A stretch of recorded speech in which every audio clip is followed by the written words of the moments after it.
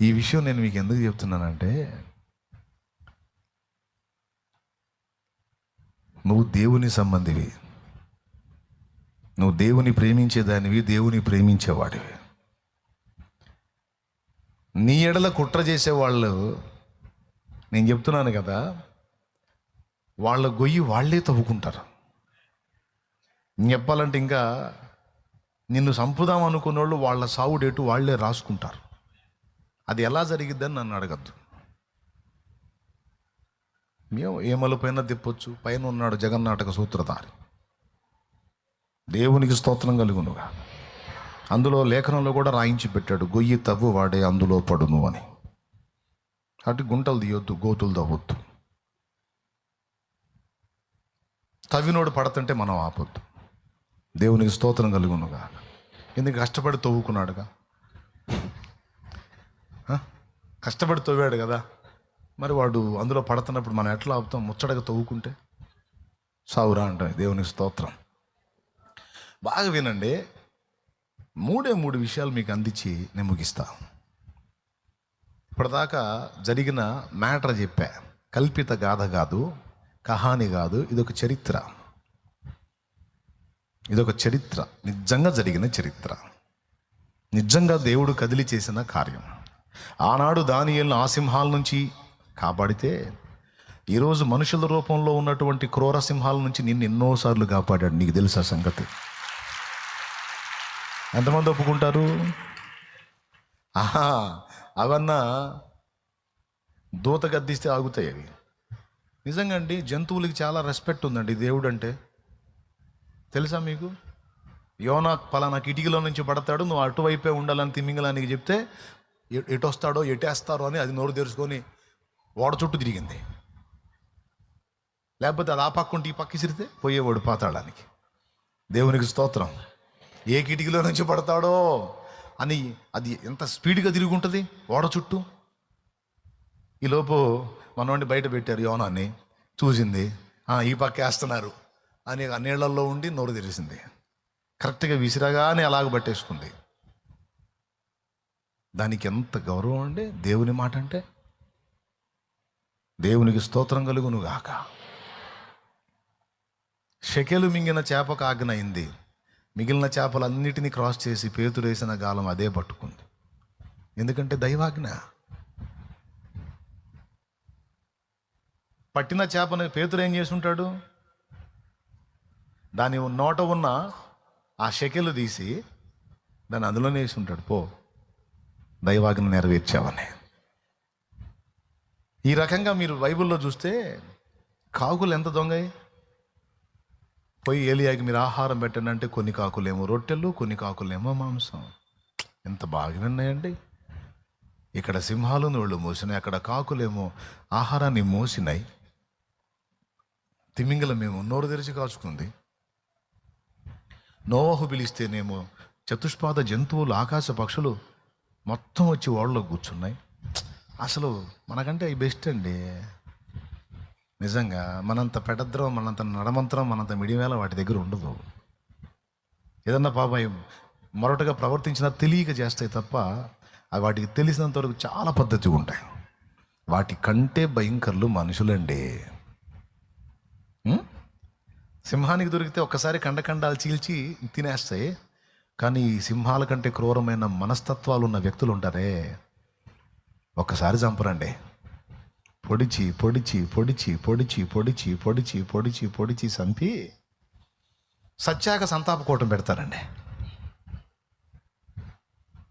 అసలు నిజంగా ఎంత గొప్పోడు, మహానుభావుడు. నిజంగా ఆయన అసలు అట్లా ఎట్లా అని ఒక్కొక్కడికి మైక్ ఇస్తే మైకు నిండా ఊసి ఊసి ఊసి ఇంకొకటి తీసుకుంటే గబ్బు కొట్టాల మైకు. అంతసేటు పొగిడి పొగిడి పొగిడి పొగిడి ఒక్కొక్కడైతే ఏడ్చి కూడా మరీ పొగుడుతూ ఉంటాడు. నిజంగా నిజంగా అంటాడు, వీడే ఎక్కువ గాయం చేసి ఉంటాడు.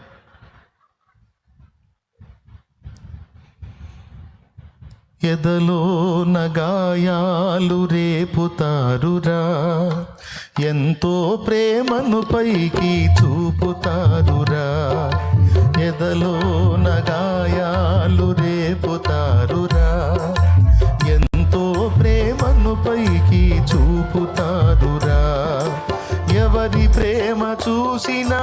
కలుషితమేరా. ఎవరి ప్రేమ చూసినా కలుషితమేరా. ఎవరిని గురిగా నీ వెంచుకోకురా, మనసు పెంచుకోకురా. లోకమే అరణ్య భూమిరా, మనసు లేని మనుషులే ముండ్ల పొదలురా, బ్రహ్మదండి పొదలురా. లోకమే పొరుగువారి క్షేమాన్ని ఓర్వలేరురా, పొడిచి పొడిచి మనసు విరిచి చంపుతారురా. పొరుగువారి క్షేమాన్ని ఓర్వలేరురా, పొడిచి పొడిచి మనసు విరిచి చంపుతారురా. పోయాక సానుభూతి తెలుపుతారురా. అయ్యో పాపం, పాపం ఎంత మంచోడో ఎంత మంచిదో. పోయాక సానుభూతి తెలుపుతారురా, పొదివి పొదివి ఏడ్చి మరీ పొగడుతారురా. పొదివి పొదివి ఏడ్చి మరీ పొగడుతారురా. లోకమే అరణ్య భూమిరా, మనసు లేని మనుషులే ముండ్ల పొదలురా, బ్రహ్మదండి పొదలురా. లోకమే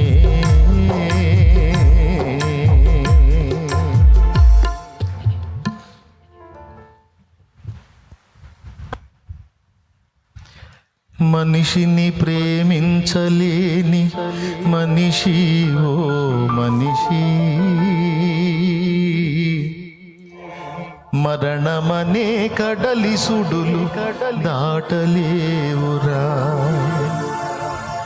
మనిషిని ప్రేమించలేని మనిషి ఓ మనిషి, మరణమనే కడలి సుడులు దాటలేవురా. మంచివాడను నేనని మోసపోకురా, మంచివాడను నేనని మంచిదానను నేనని మోసపోకుమా. మనసు నిలిపి యేసు ప్రేమ తెలుసుకొనురా. లోకమే అరణ్య భూమిరా, మనసు లేని మనుషులే ముంద పొదలురా, బ్రహ్మదండి పొదలురా. లోకమే అరణ్య భూమిరా, మనసు లేని మనుషులే ముండ్ల పొదలురా, బ్రహ్మదండి పొదలురా. లోకమే. Praise the lord. ఆ సింహాలు ఒకసారి చంపేస్తాయండి, ఆకలి అయితే కాలో చేయో తీసేసుకొని తినేస్తా అయిపోయింది. కానీ ఈ సింహాలు ఉన్నాయే, వాటికంటే డేంజర్ అండి. ఇవి సావానివో బతకానియో, పీక్కు తింటా ఉంటాయి. ఈ డిఫరెంట్ సింహాలండి. ఒక్కొక్కళ్ళకి ఒకళ్ళ రూపంలో ఉండొచ్చు, ఒకళ్ళకి ఇద్దరు రూపంలో ఉండొచ్చు, ఒకళ్ళకి నలుగురు రూపంలో ఉండొచ్చు, ఒకళ్ళకి 10 మంది రూపంలో ఉండొచ్చు. ఏమంటారు? పాయింటేనా కదా? ఆశ్చర్యం ఏంటంటే దేవుడు ఆ సింహాల నుంచే కాదండి, ఈ సింహాల నుంచి కూడా దేవుడు నిన్ను నన్ను కాపాడుతూనే ఉన్నాడు. వామ్మో, దానియేలు దేవుడు కదా మన దేవుడు. మరి